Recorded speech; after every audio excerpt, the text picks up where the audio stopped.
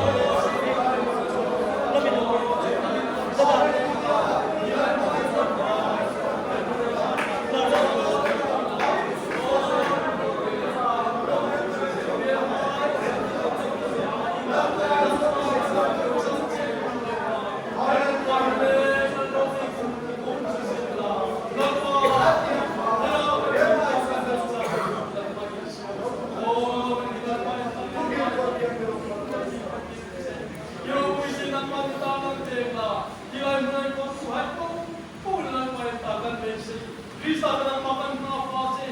lalpai klai khamai ding no ma ke di kan ne nurro kum sing ke ne nang ma mi hai man so ne mi sir kan ne je ne i mai cha mi ku ga lalpai kom tu hai kan re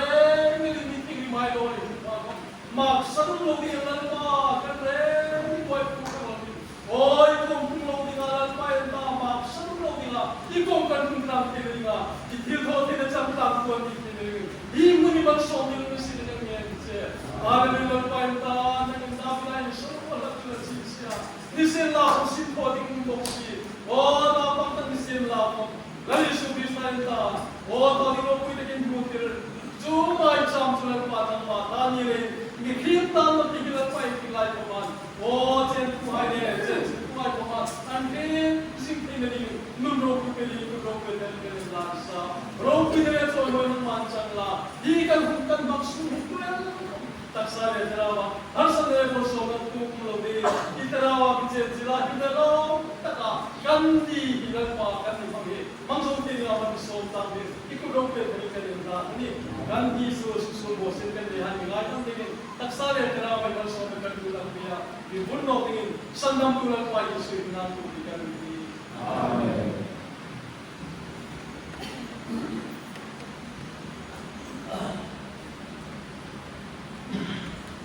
le pakin te pele kumenta ni kita pile na ta pa mangkan ka from local energy le na construction department na ni energy komasa kita sendi na to ha to no kita chu no secretary for la ta ni le to yin from local energy na ta pe la pa isu ni oi ko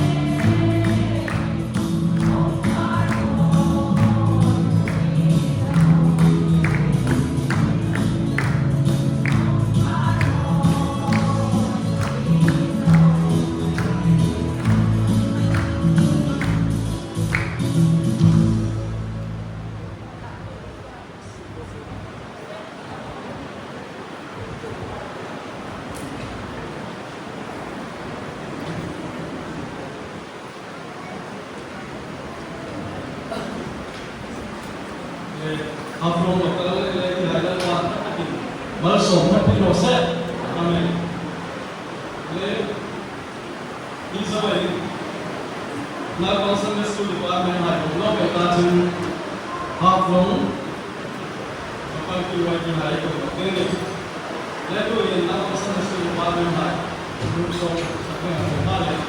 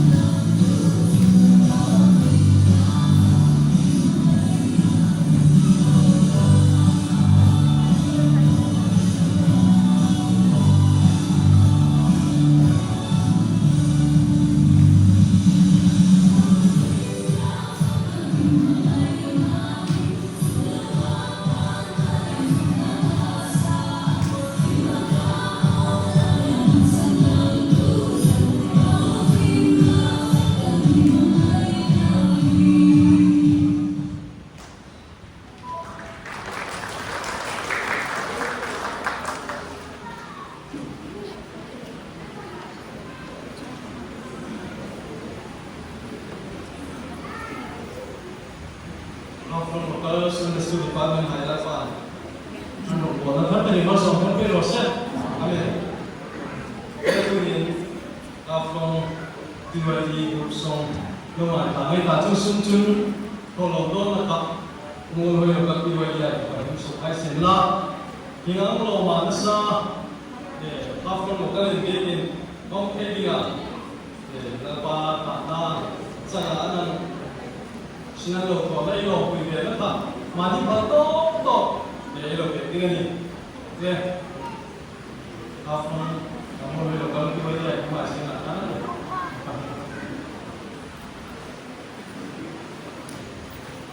Dia after kita di grup song sering kemarin dia. Lagi Allah ini kasih Abi bikin hafal dengan PYD kah? Kamulah kemudian PYD lam sakti kan ading dia lawan sansu asal stele tiu tentang api kan dan buaya bukan itu bukan mesti yang mai waktu buaya sansu tulung pakatal han presentnya dikah kan dua bagi asal falu teu boy grup song kami kan bedone lalpa rau buina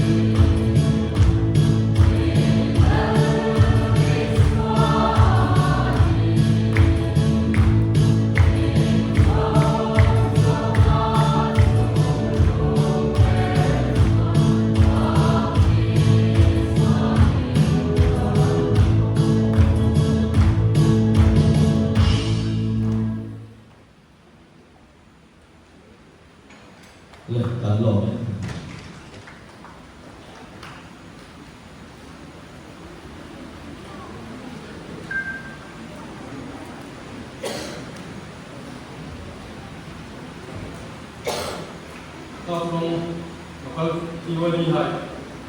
lalpa na rong wa rong tin re na perma so phe pe ro se ame le to yin ma ting pang de wa se ise la ne ilai local secretary report maybe report dan hai le sin to da ta pui maybe ibig na ka har sa le ni na ta cha lo ko hai le mal so man dong na hai report kadi local secretary ko mun ta mo sa ne na se la na tre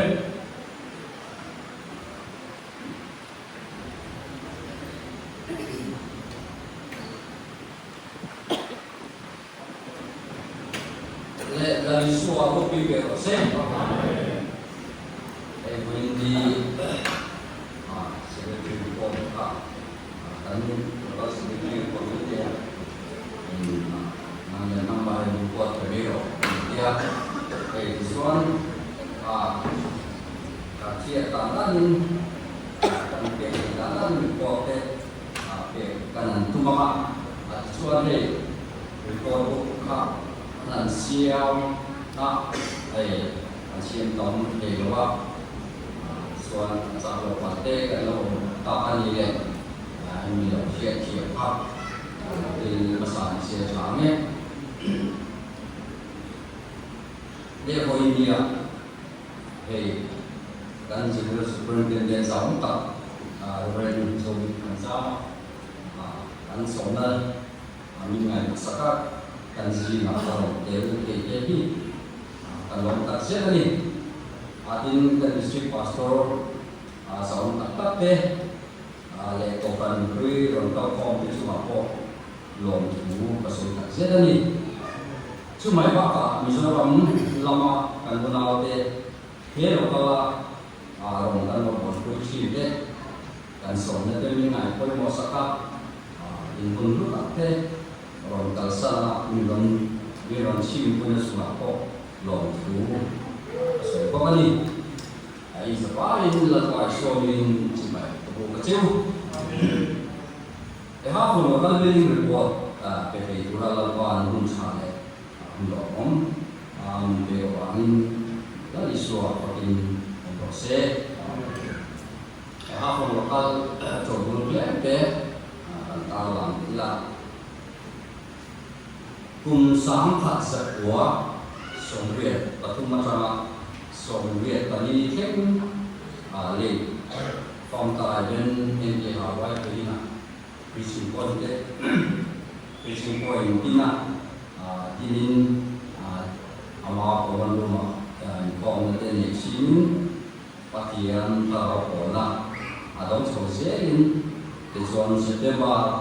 tarik lima sampai sekolah sore pada aku kali ini masafir buka dia adun lam fitsong tum di nakong fitsong kali su pangtai ben ini Hawaii ke aram sunga apan mau acung di abang tapin sakronia di lokal chairman treasurer pangtai ben ini Hawaii ke ani in secretary from ta upasian kunganin member klep tema ni se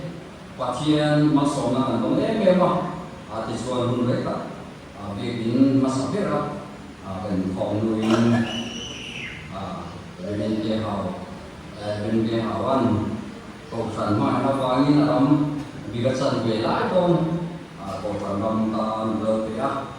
kina hebi kan presiden perusahaan BRP dan Dinah Kuta dan Bangkir melalui siapa tim dalam Bangkir Profet lagi perusahaan Bangkir siapa Kota demi Arian Heri suan perusahaan mana Bangkir kalau kita ani suan apa yang Dinah akan bikin Dinah perusahaan semua ini dalam Fitsomli abang Fitsomli kali pengusaha sebuah sebuah santai bin cumurangka abang ucain saksan dia tin tin gue ni nani me Tarmi som patum sangkas kuwa som kuwa Pentecosti akan Reverend R. Lansa General Superintendent Speaker in Reverend P.O. Chung Director District Superintendent Kacak District min lapak suami kona ani kan bikin apa ni nak kan sia angin minta tak tes suatu lo siapa elai ini zong yang malam zong yang sakanya suan buat tu Sunday school hall ya in rumah cumi su kia in dalam zong yang setali le tuna kan sangat sih inform kan informnya lai in apa itu natan kalau cakap cuan komiti cuan apa yang sak lagi sih in Indonesia kumsang di suami patung acangin sang di suami patung acangin papan angin bimal sum itu in Indonesia cuan Februari ikat sang di suami berapa building materials project dan ekonomi soal building komite upama YPI building chairman upalaminya secretary tim upama YPI treasurer Naniho atung kaiswa nanwa dinania soal building patung song pura dua su RCC masaker su kan biar pastor alumni kami mulai biar pastor SPG nasi sore tarik isomi Papua sun sahni som paseria isomi konsakat tin biar injo sakcar alumni tani tin biar ku atan dia sumber tak kan membawa isomi bundan kan lain di sami som patung ajakan dosan memang ajangin kan dia lah tin sumbai pak cuan dipakai sum dikatakan buka dan bukan departemen target dan harsoin sum beres ontek ajakan untuk andaya Tuhan binte tarik sami som paseria cuan ania asal kajen sum lepai khol sa lo plan sa lo cuan kanan tan perbea jewa sire angin san kakin kanan tani din hebia ku kan sakata yang sumpe kulan nak serta kan sang mai ko na kan ya cuan donation box dan siapa bikin kan dah kan intiam dah telpelo le pak pak cek sama ni dia kan pak FP itu bikin box kan siapa donation box kami orang kita cari tak sumber orang lupa ini hemi pak kajian di sana cerita tentang program members local department sampai ko sum itu ani bapak tin program members dalam mal sona nung sojela sum lepai hari sum tak segin tuna kan bikin bisa kalau kita kumsang ni soni bani kumsang ni soni bani Februari kan bikin ni so fecel marilah tuna wamin lapai suami kamanin kan beruta matin di pakai pengasar tungtung sami suami suami mama acuan pakai sapi akhir pakai pemacam adum lawit pisoma pamania in berenda so pisom in apa lagi pisom pagi ania in berenda yang lain berbeza, fitnah berbeza ini ansaro bersama. Ini patung dari Boenia, dari Islam patung sang di som ni pama hian Reverend Zomi Thansama General Superintendent UKC Anian lalpa iskomin di masa tani atin in kan suama ayan kan serta akan suntam tak mengal conten kanan toma atin opsan atlang hi report kan ni ta acuan asa mai sa somli pakwa anan musok ya mai rosu eta zia kuota zia telo ala unwal karima asul desu ta tadi dan suan samle jadi zatum jadi por he ka suan ni ke keringan ang kita kan se zat ya in opsan mimal acangten kanan ka baya kanan pongkan jeng noi soma barule si sari sandi sari sari sotum par noi soma par si sari sandi sari sotum par ha mimala chana kanan te alia in department acangten chan la se bema eledi se pioi se in Sunday school department of education input fante set di fante tang anol fante chapten kan pal to in anan itu dia kita chung ne kim kong pek cho ba chuan jeng wa som bali singa le sang ni le som bali kim kong ni chuan ni ba ayan box di sini kan sudah ampan box ate chuan hay ikala local MSC MDC dan donation din dan pera cumi ba bigui kan chela bagi ka anan sala ya kating ne pele ti tam te acana kan mute ka bai kan cheng no ni simi sanga le jaseri som atum ani chuan hemi ba yan kan district pui ka macangin contohnya nonton nasi dia apa? Abi kita pakai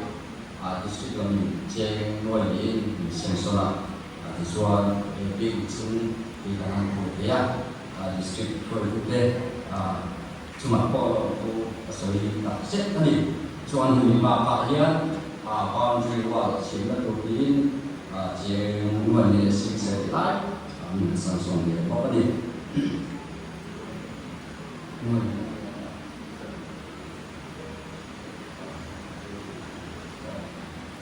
Sing kasi pi na kaya so no ni next man di warta no ni in Pohran hey lokal chung lokal puang pola chang tepon mahai tu te kat mahai tu kanan dong pea chung ji ma chuan penau dar sini bangsa ring cek sama ini kan dia bisa kemudian tin cumi bapa orang pelawat kucing orang luar campur orang tunau seorang anu fanta isu nanti aku kami aku kami ada kehidupan sosial dari sini di still dan jekso ceng simalan dengan pusaka ini orang campur deh kerja ceng jual kelang punau upar boya perlu ini ya upar boya itu sungguh lapan kamterin antok rana kamterin lapan boya selat in cuma pakai komai seperti dan in mau itu di dalamnya ni sebelum kami satu deh karena pembuala dan uang summa cuma karena cuan lupa lalu semua kali andi joinin kerja ini famta ganin ke hawai pe she engnan in multi set kunami lekta ni se so chairman table chair ni se kulbi ni se setting minan tu sakani tin chumi ba ka hybrid inverter kV kilowatt point ali 4.2 kilowatt complete setting minan tu sakleya ini karen nomor masih kilowatt kali hencu mati turin karen omro pun mangkren in hybrid inverter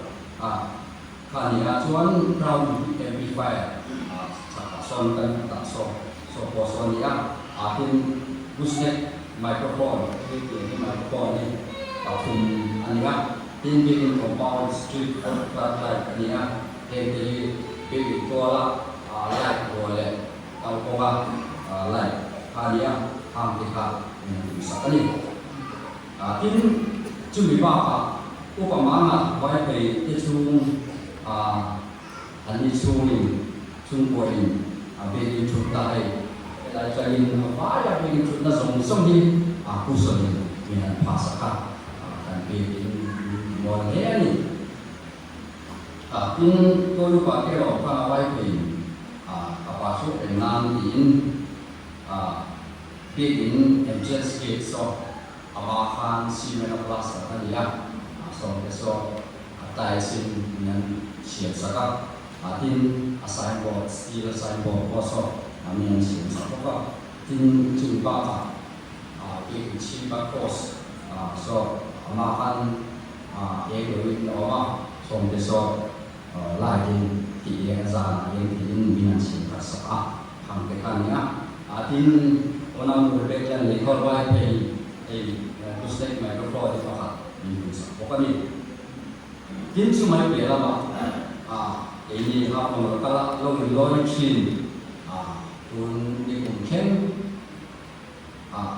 ini lo chin deh ania orang baru punya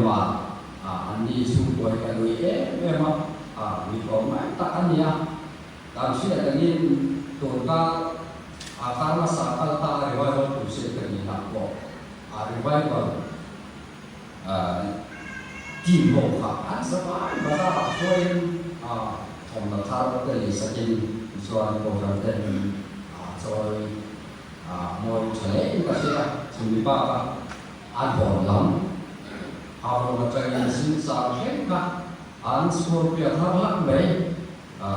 kalau suapin sisa kita baca ya sudah anda kita hafal antara poin pemain soalnya soal plastik chair armrest galeria besok pisau pokoknya tim jumpa pona street light solar street light so kosong yang bisa tim simen beksoma pokoknya bisa man kita itu sirat apa paling penting kan secretary Nurin benar usang Nurin ikut siratan lain apa luar tadi ini bisa ni tin suri pak cuan unau palang ni kau Rina patu kita ini target mau finance ini jilat terus cuan jumpa cuan India tapi kalau nanti bukan dia satu orang ya cuma kita kalau kita dia akan jadi akan di bawah suatu dek ini cuma pak cuan famta berupa tidak lompat dan milik jasa yang dicinta ini ya lompat memang ini wajib terjadi dalam hari kedua ini kita kemarin suka siamin cuan tak kita boleh awal kan baru deh lấy vùng cái anh thì siêu chân về đồn lại ăn cái thì yên mình siêu sao ăn mắm cho cái em mà lấy thì ăn cái yên chips cái thì sẽ bảo lưu xí men cái thìเราăn mắm cho cái em màนี่ผมความอยู่กับสนะส่วนมาที่เสียงจังไปตัดเต้เลยขอเป็นเลยฟังเลยเป็นอย่างนี้ชอบเหมือนกันนั่นเดี๋ยวเรามาเสร็จนี่กินสมัยบ้าชวนพบกันกลางกันเลยหน้าเต้มีไปตัดเต้ยิงกันเสียๆหรอนักลางกันนั่นเองเพี้ยกินต่อมาแล้วช่างเขาตู้แบงเนี่ยที่คุยเนี่ยเราตู้แบงเนี่ยติดเต้เงินไม่พอช่วงพวกท่านไม่บังเต้พวกบิลดิ้งทั้งส่วนนั้นยังการช่างเราเป็นกระเสียมีตัดเต้การทำเมื่อมาช่วงที่สามช่วงyang building chart bagian dia rumah sampai dengan ini ya hin cuma dia awak cuan dia model kalau macam ini dia kita cuci ini kita cuan kalau chairman le in ubarawa kate ubate dengan simak in kami kulaya dia tu pastor itu lah dan di district secretary di sana di komunitas lah yang akan pulang memang kalau mau macam ini ada dengan siang sakit mencuci ini kita pada siang kemudian siang ini bikin tuh bikin kasar nah ada yang siang song kan bisa pensiun awal kan Jeng noi som sari perhian simili le sangge le sani le som perhi ani kaka when di kena di kita di kena akan sen som apa ya kom noi som sari perhian le simili le sangge le sani le som perhi ani ka atin cumia cuan material step siêu đen tên xe rô tên xe tên bóng lời đâu rong xe thì đánh tăng tên khăn nuôi sông lệ xin thun lệ ra xe lệ sông lệ và đi đánh hoa in mystery lệ labor charge anh sắp thì chính là khăn có vài khăn trên nuôi sông và lệ xin lệ sáng xe lệ sang ani kita ania in Virginia he focus sa suyan komuno sa santo te kanon dola suji masuan la kan percaya dan hui event dia hotel in Sunday school now Sunday school superintendent law district now yang ini dia building treasure Only three berupa hotel dan China. Nanti kita lawan dia pun lomong tak mengumpuli besar lom dan bulan masih bagian yang lah yang nanti kalau siapa yang kondisi atau peratan dia ini sampai di mana orang ini hotelถ้าได้สูงสุดในหมายก็ซื้อนะสูงเลยไปเลยองค์อื่นเลยนะมีหลงถอดคุยดูที่ส่งขึ้นมาเลยมีหลงจงใจคุยที่สมัครแต่เนื้อไปชัวมีหลงทุกการเสพเช่นนี้ลาปานกินหลงโดนอะไรตั้งกินมาส่งเจียวเสพลาปานก็เป็นส่งเสพเล็กข้าวส่งข้าวพอเดี๋ยวมาลองจะหาทำเป็นชุดเสพตลอดเลย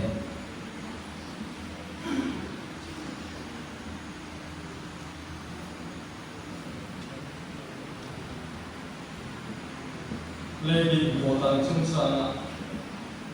มีเราเสกเปียบินทูเกิลไปที่เรื่องงานตากา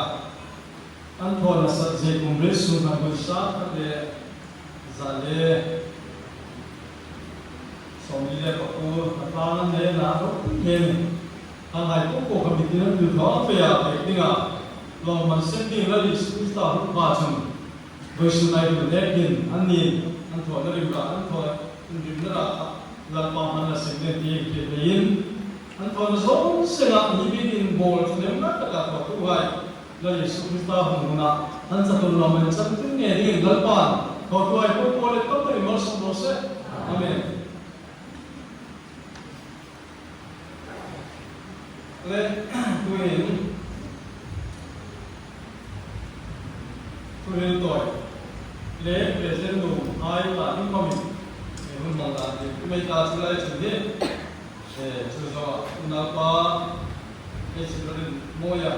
ว่าเด็กเรียนชวนมันก็สักทีนึงคือตัวไฮคุณเดชโอยไว้ขาดจนในสปีกเกอร์ของวัดตัวนี้ตัวนี้เล็กตัวนี้ถูกต้องตัวบิ๊กคุณเราเรียนมันที่บิ๊กคุณบอกว่าจะต้องที่เราทำเราคุณมันนี้อันน้อยเป็นเรื่องนำลงไปเลย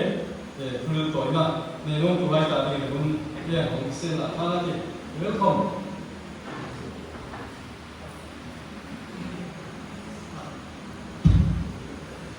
อันนี้ภาษาเกี่ยวกับเนี่ยเราต้องที่บ้านที่ทำสิ่งที่กันเราสุดมีที่ทำการทำให้บางทีสิ่งที่ประมาณคอมเมนต์กันเราไม่ใช่ทั่วคือเนี่ยที่อินกันเห็นกันสุดหลังเปลี่ยนเนี่ยที่กันในโรมาที่ตะการเห็นเบกินเป็นสอดตัดมีนันโบราจุดตะกงโจเดเกว่าลายโคนันให้เป็นอะไรเรื่องไรนะเบกินไม่ขาดตะเกียบสินสาบุยุงเล่าเดียวบารักดิสิตตาดินประมาso kemudian M bikin moja ilmu ini, ini kemudian kalau kita kecewa, mulai contoh tatung pemimpin, board member, hai, PTT, PTN, anglo PTN, nanti kemarin juga negara, kita ikan mungkin, kalau ini hasil nak pemimpin, hasil kita dengan PTN, elok PTN, langsung dalam PTNการมุ่งสั่งประกาศเรียจนที่จุงจ่าเห็นกองชนะยินช่างหลักในเหตุเราคุยกันเดียฟันรันซิงเหตุดิสิปูตีงามันอันนั้นดิสิสูงคนดิสิลาอาหารป่าช่างคุยงานนี้แล้วก็มีเรื่องนี้หมายเป็นเรื่องนัวตุตาบิกินจุงอินคุ้มคงเฮอินนี่ขันป่าคงอิชงละวินบารักดิสิกินโบดินโรเวลเวลนั่งเงินบิกินซุงอินคุมทะยังหมายถึงคุมเป็นสินนาดีท่าอังบัวจีน่าอันนี้ล่ะคงสุดโลกเป็นนอนนี่ลำคงดิสิกินเป็นลำของบุยเราเป็นอินคุมเทนี่คุมเทนี่ดีเฮยังเป็นไอ้สุนทัศน์เจวาเราตั้งเสร็จเนี่ยจนเทรนนิ่งว่าจนจำให้คนดิสิล่ะดังแต่มาให้คนไอ้ทอดิ้งเลยอันนี้สิ่งลายนบารักดิสิกทอดิ้งตั้งแต่โลกเล่นมาอิโลลากาเอกหินฉันเห็นมาตะเกินมาอิโลลากาซาลินดิสิกบอยลวินดีมอตักดิสิกเลยเห็นอะไรตัวเหตุอิโลกลที่ไรโลกลจะมีลวินบารักดิสิกดีเหตุมีเราเห็นสิ่งละจุดเพียงคงตัวให้เข้ามาบารักดิสิกบีกินนั่นเองดีเหตุยังมีกลางเสนายังลงมายังไงปุ๊บพอโซลนี่งาสุนเลปุเซงามาลตูก็ฟันวิหารอินเร่มาจังบารักดิสิกไอโอเอ็นลัลปาอิสุมิโลกูการฝึกตัดเสร็จนั่นเองและคือดิ้งจุดตามาตามมีโลจูโลกุมิลอินโลกัลเซอร์เมนินฮิเลดักบอมชูมาหินเจโดเลเซกตรีนอันที่ยังมันมุ่งพุนาyang kompleks sila kui lontar kata cucu kahun kalau firman kanan mengambil sila iman itu yang membaca roba untuk damai komin atau firman kali cun andi koman firman ini sila kemati pengacun cucu kahun mengambil sila kalau ini lalu pak hibi ini kung hai ta dingin karang marson na tamta ando mataksa ko marson na ando panani kena ta dingin marson si proseti si parang tubaw ni roseke dai local chairman sila ni langkate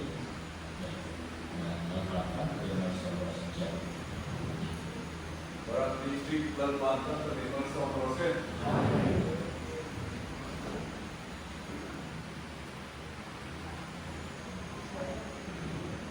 Le goitu unsa long tagala la panen nan ba beta ka from lokal begin goitu mana ko tuna filna mo de lokal pamin kane ka long kana ka seta goitu kunni filna in lokal pamin ka re kuma long ina imam bella kal ni ma tuna kane ne ya Nakita ng lamtang ng akul at sinisang ka anang sotumha lepas itu kuat ane ngai kata an ini kata itu model kalan kapain dan anang ya model kata itu anang hai nang tanggung tak ane itu anang tenggelam anang lawan tak seta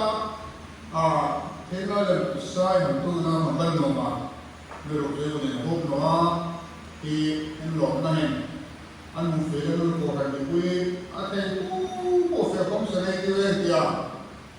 ko so na hen ki la ye no na hen e an sia ye lo ni le la ya ma lo ne ko ko mi na ne la sun ngai ma ngai to ku e ma ne so ko te ko no ne ko no pe ni la i ki ka ra ni na nia ya kan na ko hong sun pa te tu te lim ji na ba ko de te la sa ko ni na ji na ni ni ni dai ke to ga ro ni na ke si ti ka tu na ka ko ni te no lo ne ya ko tu na hin e Bible pa te tu te lim ni mo re lo a ro en ka ni na da gan hai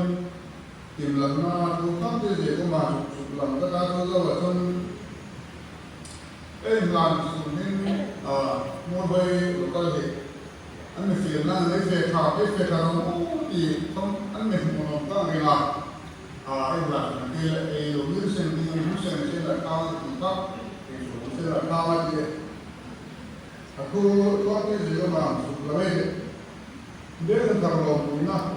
Ako na pala yung siya i-ibigin tayo. Kaya tingin, yung Bible, yung kaso ng kanyang baan. Then, tayo sa patungkol kay Prophet 25. Imalagay ang sermon, kupado sa nama, sa gati, model o kontak, yung siya i-ibigin. Tagkain ito ka, kuting him, yung na, kita ng baan. Hindi na niya. El femenino non confessiona e un lancio a te che vuole fare la Roma al palo della casa non si ha che lo vedo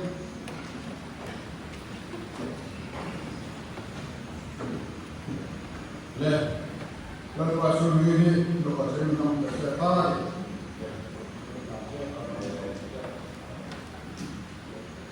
Oleh seluruh proses. Proses.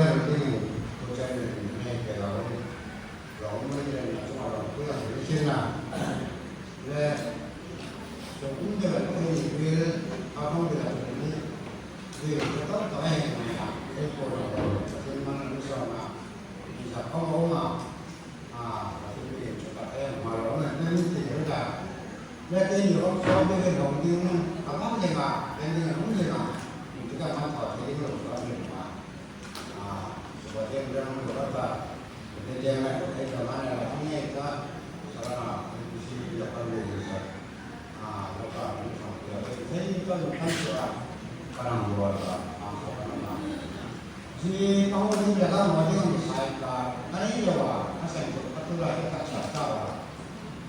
jadi kau ni kau pun le bakal kau semua anda berarti kalau macam kalau kita kalau kita perlu jadi kalau macam kalau ini maka ada kehidupan malam ini baru mereka mungkin luar kali baru dia bersama dengan nama jadi sebenarnya jadi yang kita ini saya kalau melihat mereka anda kalau mungkin kalau kita nanti dia cuma kalau tahap dia itu belum nak ini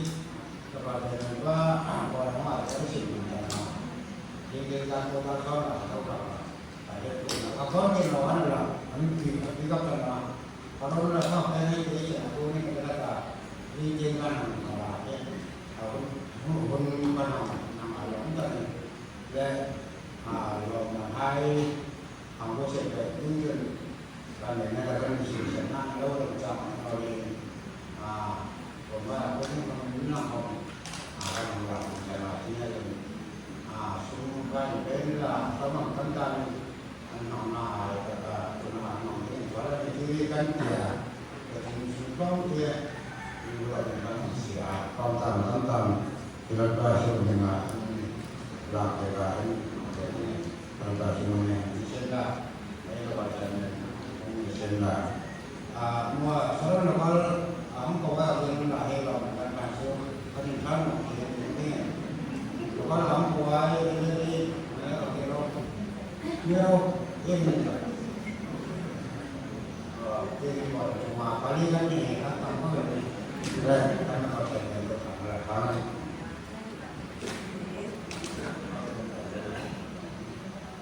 seorang kapal lalu bangkit dari Maroko.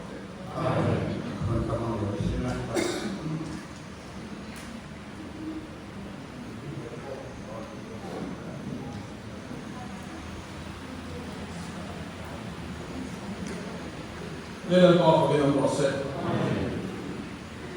Ora to busari dua sua lepa pada ko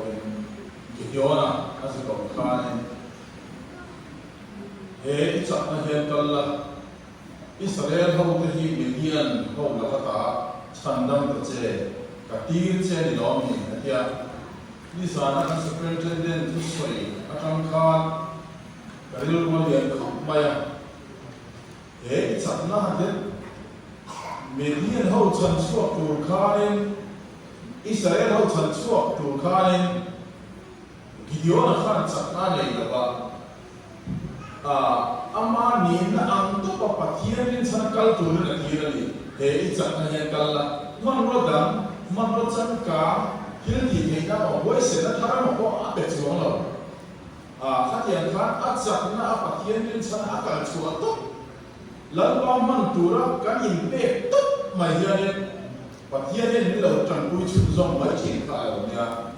chu he half long zia ko hian se te ka huwa tum som li dol la ka halta half long ko kan din bira secretary masaber ani ka disina report kan kha o pasiam ko ka pa ania wo ni Ela mana hello tello pelo ke kan ni brea chuan ka ta ku pare moi fa u ti pi te ho khanen nu le pa to sia te na to ta na solar steel in moi mai ni na te Pentecostal church half long kal ni berte so chen singala se an lo hui to a hau sak ve ka cha viu maya amar ma su Elaya kan ti to tam lawa akhe sen kan aklem lawa na kina ji pe me ya la aking ve takin che sama no muina han de ve la sa kan da la mai poisa han ne che to ni la ta kan ho kan wa chon ha ma ko kan te hi bai vai chinin claim dia interest achar le ingrid do da po han cham don mai la lalpa ina hidiona ko so kan he kan chakna he kan din hun re hi lalpa na khonan lalpa na chakna kanina ato regani tuna kanina hi nakin zela bud tharlo chuang ka zelura ko azama tin lalpa kanina on thina ni du sakna chumi umang chwa kan present de ange lai man lo te kan lo tak sin setani lalpan ha lo ko te tam to kin no so zelo se amen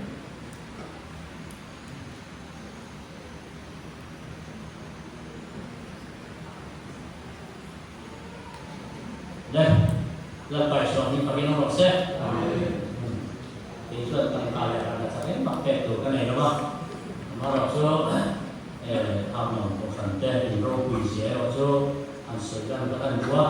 mijuan sekira tak seperti yang ingin melihat dia dalam top dia logo dia report presiden ni. Yang kita akan mengenai ini roket kasuhan ini anti kita kan report betul. Kalau ini misalkan kan speaker kan polisi kan coba kan kayu komunikasi kita sudah di dalam meja kita program dari siapa ini fakta di mencoba kanti siapa namanya soalnya melakukan ini misalkan akhirnya minti misalkan ini bukan fakta speaker ini lo so mo tadi lo tia ke notice India yang amang ni ada mana mo ke dia notice India superintendent ani kumcia apa pastor ni boleh lalpa kita no se amen dan ro pipa fa mai subang suanen menjadi cuma speaker ni ro pi dia tadi lo so tua so mo tak boleh lo dia tekan dia ni jo isuan bukan yang tilkang kesel main polisi betul lokal polisi dia kon dia acara lokal langsung hadir jauh di luar negeri makan dia dan apa coba suan itu hotelin kita cari nanti kalau lokal lokal soi itu kan apa ya soi itu langsung soi itu royal Jerman lah coba suan thế sẽ cái sợi cái sản này nó không dùng xuống đi thì ở đây là một cái đây cho khi cả bia cái sản bé bia cái sản report sẽ là cái này cái ăn report tắt này cho hát tổ bà phan ai sẽ tu hậu hành hắn report ta cho upload chất về cái phải bốc xia chiang lỗ bốc xia là rầm bốc xia hắn thì na điểm chút cái gì đó report chất về đây kakak rồi quỷ cái địa phương how long rồi cái địa phương rồi kalau lo có hết how long mình for yên cho nên cả chung cái hiện how long hơn nhiều cái gì đây là cái địa tổ hiện cho cái điều đó cho nên phát triển ba hiện để sản phẩm đi sang rồi tiền sống ta đó là phát triển và anh kia sẽ lấy về cũng như là lấy về nhà là cái gì cái tiền ta hiện đấy hey rồi kalau hiện hay là ai cho nó chết thật nó khăn nhau hay là việc như này những cái quan điểm của các mình sẽ cho vào cái ICU à quỷ để giải quyết lại cái việc là kan hạt sốt của mình thì cũng là có hạt sốt rồi nhiều rồi kan hạt sốt rất là kim chuối nhé nas nó bảo ta bị thắt ra rồi kêu nó sẽ thì cho alle đó tí nào này hun turun dia có hạt rồi nhiều rồi kami cùng với cho nên niềm tin khảo rồi ni ta so pa kala kamu hi ha atu ba ka harwa tu ben lai ka hari ti yang ko chat thi na hin program zo mai la lan ba en hab long khem le the ko hian chat na min pe la pa ki no se amen kalau ko mai na ni ai ka lo na ni ni ka ni tho ve ha ka cha ka tho về không là phía sau những đó là người người ta kia nó kêu lên nó mới hiểu kêu số các mùi đó mà sẽ xảy ra là các sản phẩm có khả năng ăn ở đâu cũng thế á sẽ biết cho nó thọ thế á ăn thọ thế nó làm thế khác ở đâu cũng như là rồi hey cái này là có chuyện này nó như thế là cũng đi là có đâu phải tôi mà sẽ thấy là ăn quỳ khan có thấy gì đó thực ra các phần làm trên là bây giờ chỉ là sửa lại thì đi về hàng chuan đó chỉ là sửa sạch đó trên nhà cái nhà này พูดเอาแต่เพราะว่าอุณหภูมิเป็นมวยโลกาลเตเดียลเตดิสิกเตเอเลติเพรสิเดนโลนิโตชินข้างผู้มีอารมณ์ทนเจ้าว่าว่าเขาทำงานสุดๆเชียร์ชกด้วยเลยThe Pentecostal Church Northeast India เอาลงสเปนแล้วไปชวนมินจีบไปกับโอเวอร์เจ้าเอาลงเรื่องนี้ถ้าไม่คนเราดีโดนแต่ไม่เอาลงแต่เนี่ยอันนี้เอาลงโปรแกรมเราดีจันดานใช้เราตั้งใจตั้งไม่เทียเช่นอันตาหนังเบอันตาหนังเบคือว่าสารพัดสมศักดิ์ไปเรียกยังเอาลงอีกสิ่งโปรแกรมเราเอาลงว่ามั่วเลยควรจะอินสารพัดสมศักดิ์ไปเรียกตอนนี้นะเอนี่ก็กระบาดดีเรียกสารพัดสมศักดิ์ไปเรียกการอยู่ป่าอินแบบดิสมาเป็นจุดจังเดียก็คุยระหว่างยันมีซีอันนั้นหรือว่าเพรสบิเทเรียนจ้ะอันนี้เอนี่ก็บัพติสมาเป็นสันส่วนการเกี่ยวกับเลขาหรือตายูพีซีกันดูเราถ้าเราจะนิสโร่ไบโอดัตติเราอินตาระมาเซลล์ปามินุลับปันมินุกุยากันยิ่งมาสารพัดสมศักดิ์กับว่ากันเองหาวันบัพติสมาจ้าpolice Jeng brother by Pohau after Sung Anu Daya Kumsan Wasam Dia brother Balam Huwa Sung Anu Daya Poka San Wasam Dia Pama September Sam Di Pama Missionary Day Ni Yan Ablong Lokal Di Piang Ta Dia In Po Mau Ban Mangin Sak Ania Abang Po Da Bang Ania Sudi Lai Chuan Ablong Lama Police Unau Brother Singa Unau siam kuat sung alom bele ta bah di lama kan unau te lo so brother remoy te sung ne ablong kopran kalom be ta kan din te ge chin an ni ho bian ayo la min pe sana attendant mon lian san wa tura ya din chat mai ong te a nom bi alom be ni te be din ta gi la ta tha awin luộc quý nhé trong một xe in gì mà còn tiền về được tết về thì đồng đi ra carriero để bản thảo in đề là ống đèn các thể dùng thể đồng châu tiếp ta để đồng mang chủ in du sản na là châu in rồng bò quý để ban si bà đi ra lẽ si sa về môi bay của rung lên sau thì in đến đi thì bạn sẽ thì sẽ una no môi con tê anh đủ bài là phần đen là cuối giờ sẽ mang về mà nghe sự thôi mà ta sẽ sự còn đâu mấy này chuan nhà về mà sẽ là chia số đó thứ ba là chuan đừng có lên thẳng mua này các số ba là phải đi tiền cái cầu đó chuan in là thu cái ở thu đâu sợi la dia in kata long kui tam le le ha no ha dia cùng song bali pastor dia le kuin kalau om be to ka chen na nge tu ra ka mai na ma se ka te the wa dia mania tu wi la ren accident no ma thum mu tu ri nan dia nga chu chu ni seom ta in tu na dia mu na ma cho kan trong tai kui de la pan sang la dam le me tu chon ngai ngin a tha nge la pan kui je ro se chuan mình nói là sản phẩm mình nói sản phẩm gì rồi quảng cáo là sản xuất thì chính đắn tập in xe để làm đến bộ trả in cái gì à như là anh suy nếu nói đó anh suy là anh policy và anh suộc cho anh nhà hay là anh về thấu anh nó bày vẽ về còn mấy cái chuyện chuyên tâm mà sẽ active hẳn trên về à chuan hay là anh làm lại con thì hai anh làm lại sản phẩm tối để anh suy về nó bằng à sáng sớm sớm đi ăn bia sớm đi làm sớm vào để transfer ra sáng sớm sớm đi bắt quát ra sáng đi sớm vào thêm hai cái cảแล้วเราคงสมดีกับสถิตช่วงสุดท้ายช่วงการฟ้าจะคนที่ไปเรียนเสียนะสอนที่เราคงเรียนต่อมาที่ช่วงอัพลงเซสชั่นที่อาคารนี้เอามาอะไรมาจนบางทีก็ได้สอนที่เราเป็นมันสอนที่ก็เดียวกับที่น้องจีน่าข้างไรผู้นำพันมีเนี่ยสิ่งที่จนเรียนเรามาเราเดียวสัญญาสุนเดียวเสร็จแต่ที่เจอเราก็เสียตัวองค์ลงที่เราเจอเดียวที่ได้ข้อหมายบอกชี้เราว่าได้ข้อแบบนั้นเลยกูขัดเป็นสามีกับหัวกูขัดนี่ก็เสียส Sunday school ถึง Sunday school สิที่ตัวมันดา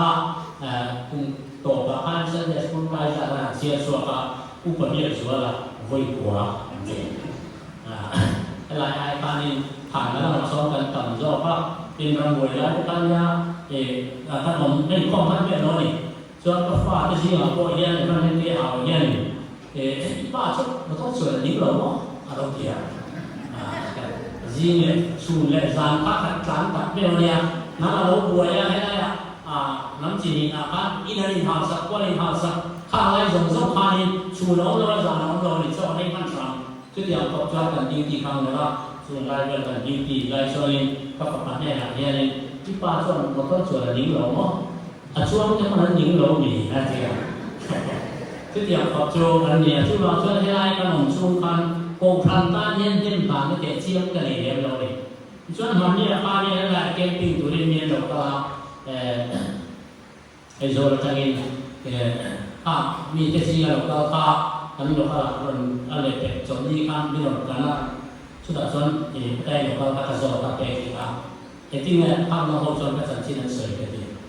นี่มองอุปสิงห์ส่วนสปีกเกอร์อันดีเจ้าPasti speaker ni kan kacak kecil, no masa kalau cerita macam asal itu sudah katanya. Apa kacau ni di dalam perasaan. Ayat ini terjadi ya, pasti speaker kita kalau dia di sungai tinggi kita kau kecil itu, dia itu saya tu lah. Baru dana dan dia dengan coklat kau kalau dia tak dia pun tina. Ini tolong bukan dia ketiga siapa ni. Local chairman, Ramya ke hafar tim beya dia suara seperti kali, apa sih? Soal, ya, kalau sudah Local kami somberbahan, oga somber barang ke servis sejawa. Soal November tangan sawan di somdi pangazinga, kalau sih kan sawan trakan ayara, soal yang dia kan sawanอันเห็นโซอาจารย์อาจารย์วันสัวฮะโกรธจ้าสอนเลยภาพเห็นก็ลาอาจารย์คานิอุปากันต่อว่าอุณาประเบียบสัวละอันนี้ส่วนเยสามีสองภาษาอีจำนวนนี้ค่ะแค่อีเซียมชักเช่นโกเป็นฟอมชักเช่นค่ะอุณาประเบียบสัวละอันนี้ซึ่งมีด้วยจนตัวประเบียบสัวละอันนี้ชาวเรือกุ่มมีชูซึ่งมีส่วนนี้อุปายินดีเลยค่ะส่วนสามนี้Sani som pasal itu som dia kan local treasurer, dia soal sani som pasal sani som di pakar som di dia kan secretary, dia soal ketam lo so ko di sungai tu dia local chairman ada, yang di betul dia minister ini. Soal sani som kuatlah som di kan dia mission treasurer, dia soal sani som di pakar akan ini kan bisa dari kerjanya kurang macam apa kemudian dia jual berkota isuan hang kan di saya pasien masuk nak dong ting dia jual jual di siasan dan dia ber di sini di kumakan dan dia minta berdoa sudah jual dia berasuan di kosong pani berdoa so di kosong pani di sini jual biar conference saja tu sudah pun boleh pun kacang doa biar revival boleh kacang doa tu sudah pun jadi kacang teh ada kok mana min bilo tu serap patian min soal boleh tu mana cung ingat amal mal sanjin boleh dia ada sudah pun leh nanti amal mal sanjin sudah bang ini lo di mana asal kan sudah ingat malu tak sudah tak ni asal kan sudah roh takไม่เอามานี่จู่ๆจีนกันใส่ตาค่ะอินวัสนาอินสัตย์อะไรต่างส่วนกันอาหารไม่รู้ดีที่ค่ะเดี๋ยวเสียกันว่าเสียกันเลยเจ้าส่วนข้าวต้มแล้วก็ยังตั้งแต่เด็กเจ้ากันเลยเดี๋ยวเรามาเราจะการไก่ลาตั้งแต่เจ้านี่คนโจทย์แบบปากคนไม่เท่าส่วนเราจะก็อีกข้อแบบส่วนนี้จะทำให้เราไม่เท่าก็แบบคริสต์มาสที่เราเลี้ยงก็อุปมาอาศัยกันเสียกันเจ้าคุยกันเจ้าปลาที่อีกช่วงนึงขึ้นดีอาจารย์ปลาเราคุยกันว่าแต่ก็ช่วงเราพอกันจะคุยกับเกลว่าอุณหภูมิอะไรเนี่ย sẽ thuộc thế cái điểm là gì cái sao thì cũng phải tăng cần nhiều chút nhiều cái cho mà hay là ăn影响了人类的打杀业对对他如果把它做的多然后咱们等待比如说你说呢他说按公司的谁的那么几个哈就既然มัน谁大的ข้างลงบนแล้วจะเทตูข้างลงบนแล้วจะนี่เทตูได้นี่เทตูอันตัวเงี้ยมีเสียงข้างลงบนก็บอกกันที่จะมีเสียงเลยอันนี้กับส่วนนี้เราจะส่วนนี้สิไปกันเนี่ยข้อมูลข้อมันเราก็ดีครับส่วนที่จงส่วนของคนที่ยังมีดูสักนี่นั่นจะมีเดียตัวรุ่นนั้นส่วนนี้สักที่คนประทับอันเยอะกว่านี่เป็นโรเซ่เอ็มดีอันกว่าที่เขาจะกลุ่มส่วนนั้นจะมีเป็นมันอันว่าจะกลุ่มขันนี่เลยถ้าถึงขอเราจะเว้นเช่นเสียงตัวเชี่ยวมันใช่หรือเปล่านี่พระชาเนี่ยที่ก็ตีอยู่จุดอันเช่นเราไม่เคยโดนเสียงส่วนจุดเดียวมามันใช้สวดตัวที่สิ่งส่วนเอ็มว่าเอ็นเกหาวเฮอามีเสียงเที่ยวว่าเป็นเวลาการส่วนที่เป็นสิ่งของตัวมาเราจะเกตาเราชวนกลุ่มว่าที่จะเป็นตัวเลยทิ้งตัวสร้างแหล่งตัวมิชิงอันนี้เป็นชัดเลยส่วนอุปโภคสิ่งของพวกนี้สร้างพวกต่างพวกนี้อันเดียวกันมันไม่เท่ที่เดียวบอกชวนอันเดียวเตะกันเดียวทีนะอาศัยเสียตัวจริงมาเสียจุดที่จุดชวนอะไรนะเมื่อเป็นสิ่งมีกันดีเลยก็เสียฟังสิ่งเตะอันเขาเดียวนี่มีไงได้มีดูสักทีที่ก็จะเสียงแบบนี้ช่วงบางส่วนฟังสิ่งมีลงไงได้มีเงินฝักที่เสียมาเยอะเลยเจ้าไปเป็นจุดอารมณ์เสียอีกจุดนี้เสียมาแต่ที่อันที่ลงดีเนี่ยแต่ก็เสียก็เราจะตั้งตัวลงเนี่ยหรือว่าทำอะไรตัวลงเนี่ยนั่นเลยถ้าเบี้ยอะไรก็ให้ใช้แล้วเราว่ามีเบี้ยใช้ก็ได้แล้วเราจะมีอะไรก็จะได้เนี่ยช่วงนี้นะสื่อต่างกันกับป่าวันไล่อันนี้แต่อาฟ้าที่ไหนเนี่ยรู้ว่าโจมาเซ่กงกินเลยนะอามาทางเสียสวบกันเนี่ยpolisi bakanan kala cinta serta kan min rombo tukla min loda ha zong zong kha helaya upa te ke ko te ye upa ma ke ko ma ta te te ba ne ke ha te ko ma te zara khat ya kha se soi ba lo la la kan dam ni pe na kan dam su min la pa ro bo he ta tu be thang kan ni ti te la kan soi dua iswa mi sin tan ko ta ti wa ta ni ta ba ngi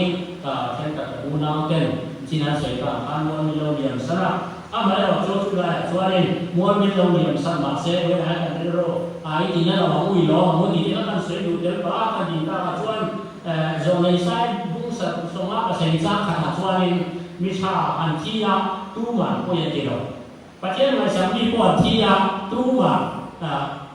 chia ra lo thek tu la ka ta la bo ni yen mai ko lo je we la hian chia ra lo thek tu la ka ta la bo ni ti tie in ka lu na ta ta e ka o i lo ku ya lo ti la kan se du wa ti chuan ni chin kan se ta ang kha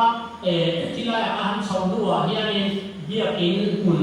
ka thang lo hai wei kong chi ra ya so ma kan ni kong ba le so ni kong ba hian thu ke ni ko vet ma ni chuan lo ko ya lo ka la le kur chu ta chuan ni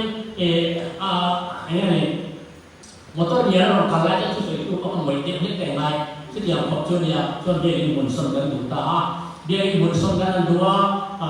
đi sinh là cái gì ra thế chúng ta sẽ nuôi thằng con này đầu phát nuôi sống sinh bao nhiêu năm ta đã ra chân về xuống này về về nữa rồi cái mà lúc bao quỷ gì đi cái mà một tí cái là phải sẽ các bạn mà cái cả mai là trong trái cái xã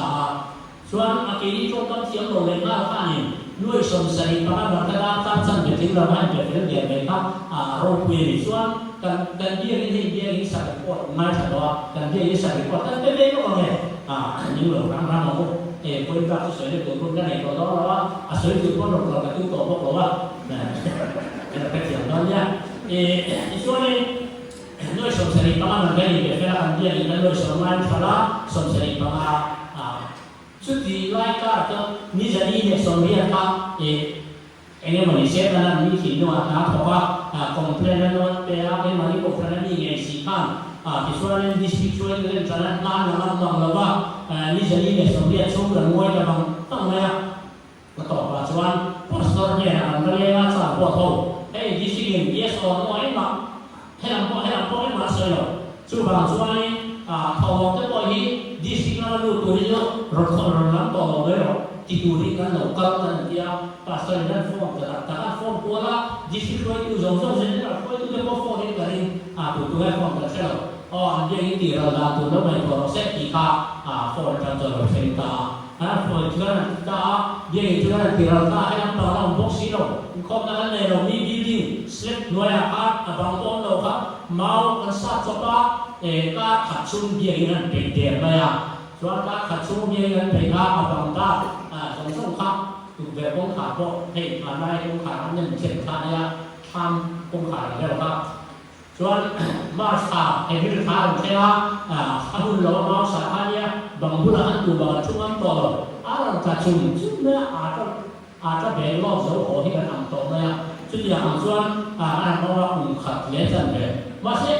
กันฝันในการที่คุณขัดเลี้ยงเลยเดี๋ยวนี้ในรูปมันเราซึ่งอย่างดาบนี่นะมันข้อรายการลบดาวนั้นมีแล้วไหมข้อก็รู้เหมือนกันว่าข้อก็เรียกเข่งในการขาดอะไรไหมอะไรรู้ไหมครับซึ่งมีด้วยส่วนนี้สามีและสามีปฏิอาการสามีสามี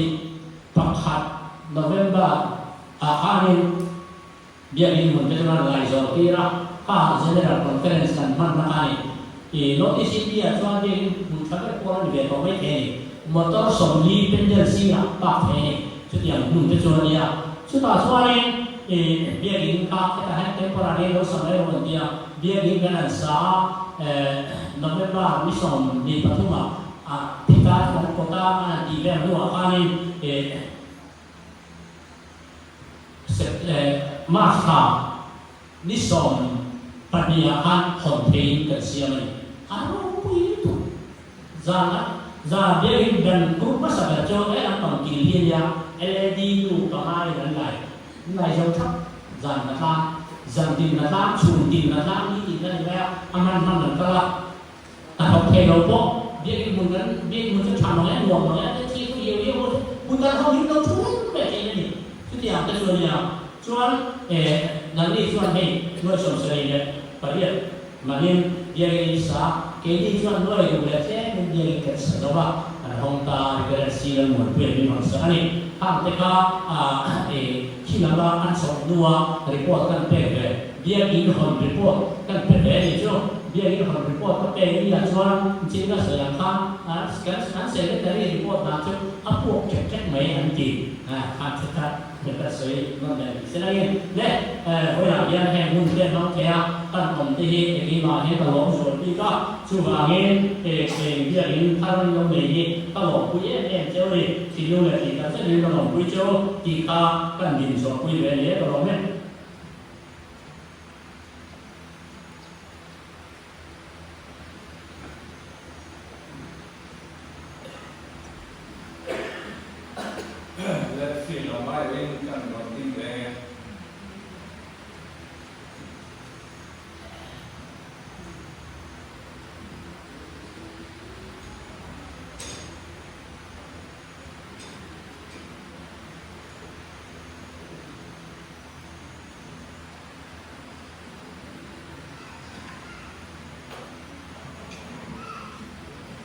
นี่ลงคุยกันทุกสัปที่เช่นกับตัวนี้เราเชื่อว่าโรงเรียนอันเดียวสิ่งที่เราเนี่ยเรียนเชื่อละทางนี้มาสักเดือนตัวนั้นตัวนั้นเสียคนที่Reverend James Lorenzo de Director Aruna Sana Mission Field Attorney long quy nó thực sự làm xe các sự cố sản phẩm thiết mà làm xe nghe lời bài số hung yên sự bài các bộ các chế độ để số vật thông thường đi sáng thì sáng thì mà đi hiện gần việc đến phần năm phần sáu kan jadar superintendent ang idon di Pasya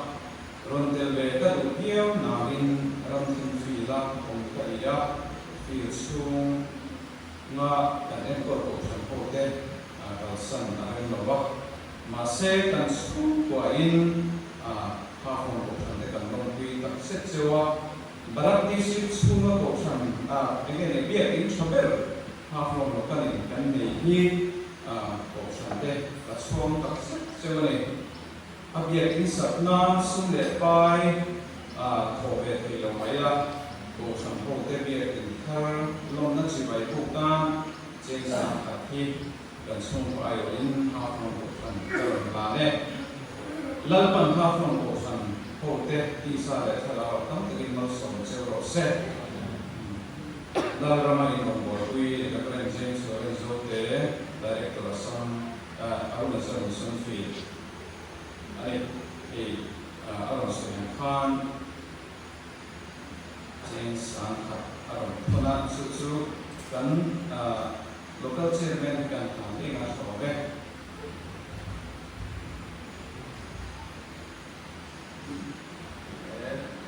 อันนี้สำหรับเรื่องเรื่อง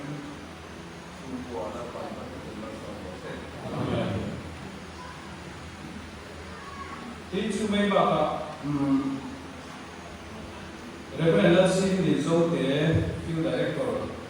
Dimapur Mission Field ni ada cengin long wheel tu cak kantong support dan share harangnya hafung lokal dia ingin mulai orang kita pung pura malah tu tezong sembilan malah soal set Honna program hang tu teh cuma Abraham Pathian dan Lalbai Isor Krista Pathian ni pola timong tak jang set tu ring du sakasang dari belakang jauh Reverend Sin di Zote Field Director di Pampur Mission Field ini le atau pertan kan loina local kausan kauhati atangin pun kan mga kausan hote atangin somna kekha kan nonga amaro su duangin duni aheta local khelo hipui kan pia Assam Mission Field Chuan kan Mission Secretary Nilai Kudruanga Reverend Bill Kudruanga Sinate Khana Program Kun Bunyian Katsugawa Buat saya Tatsuan Member Sintat In Tudi Program Hantu Chuan Angkala Le Engko Ni Sela Prohati Local I.O. Dan pastoring kita harus siapa support sosial suara dan dia nak cari lom punya le tu sapna kini kau hati lokal le Assam Mission Field suan from maunau tu taten biar in chata mei answer so in antong kita hi lom kan di in timlung su ber kacangin kan long kui tak set jauh kali Pathian thara win ro kui tak jauh sela Pathian thara mal so na sale swala dong turin du sakna kan ham tak set jauh mit kui ka chuma tu te chuan him takin an sa na barzale so paru chana I ani angin rim tak le ha tak Pathian mai sa ro kui tak in din na hian tin na ro kui tak Pathian hen atangin in hen a ro thing se ti du sakna kan na cheu lalpa ramta in bangor kui pastor si Benjamin Lal Thangkima lo hati local chairman pastor ani tuna hian lo hati local I.O. in thilpe hampelia kakatuwa ini akan singa Assam Mission Field PYD Secretary Treasurer Brother Emana kan singa tela pinsu mai bapa half dohati local lakan PYD President Sister ki tepa ki ha swak sela ani wene kan tilkan to kan local chairman lawin kan building chairman sombe humila akuta sela अभी ब्रदर हेमंत को हम मंच पे बुलाना चाहते हैं ये जो हमारा गुवाहाटी लोकल चर्च है जो हम आज एक छोटा सा लोकल चर्च बोलेंगे इसको हैंड ओवर करने के लिए हम बुलाते हैं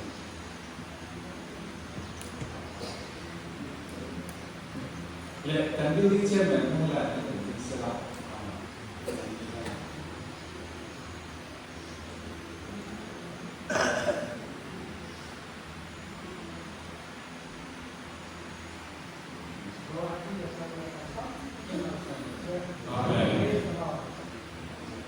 และถ้าสมมติว่ามันเป็นตัวเสร็จแล้วนะ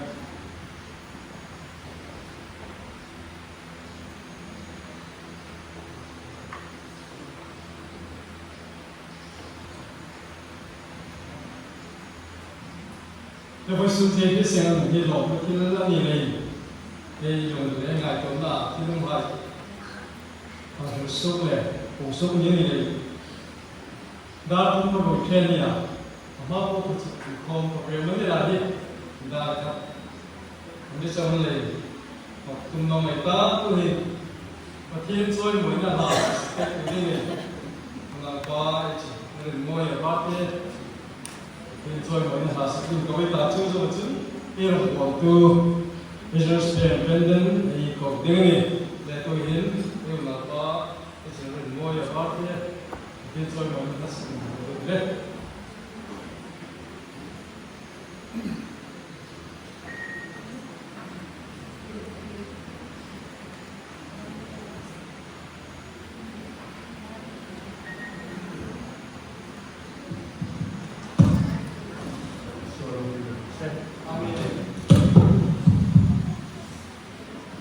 Hei, mankun sang khaja kuason kuale pasani.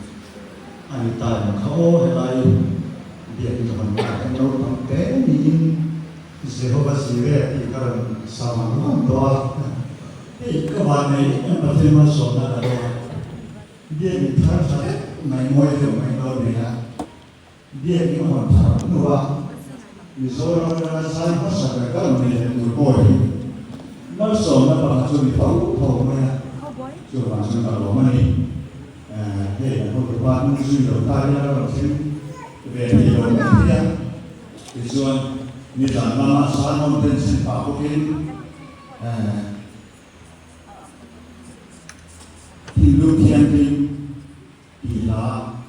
đất bằng bể chế chế là khơi cái tan căn của thế đó nên hiếm thấy những sạch sạch đó so helai na ye thara bana dia angan de kan wa la pa ru na ram thiam ki ma